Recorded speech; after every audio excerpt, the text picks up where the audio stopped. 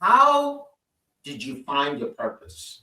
Like, how does a young brother like yourself decide that the books that you wrote were necessary and you needed to get that out to other people? That's a really good question, Nate. And I think people find their purpose in different ways, right? So for me, this was a purpose born out of pain. Sometimes people get purpose out of a mission. Some people get purpose out of inspiration. Mine's happened to come out of pain. Unfortunately, during the time period I grew up, I had a lot of my friends murdered before I was 21 years old. I had about 9 people that I went to school with, so in my neighborhoods, killed in different ways. Some people were shot, some people were stabbed to death. It was just a really crazy time for me. And I was Got literally praying to God to like help this make sense. Well, what he did instead was not make it make sense, but gave me a mission. And I knew it was from him because I was the time he gave it to me, I was like 21. And I was asking God, what shall I do?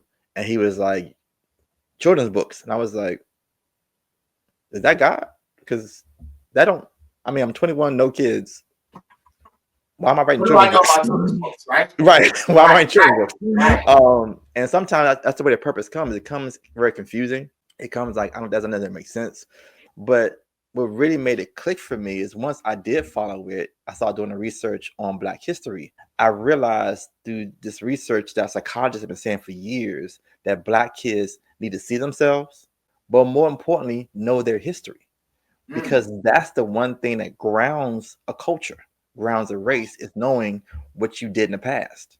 Now I started to understand, okay, this is why God told me to do this, because if kids learn at 5, 6, 7, 8 that they come from all these great scientists and inventors and mathematicians, the desire to then be a thug on a block becomes lesser, right? Because I'm destined to do more because of my heritage. That's where the purpose came from. It's like I need to write these books so I can have a change in these kids.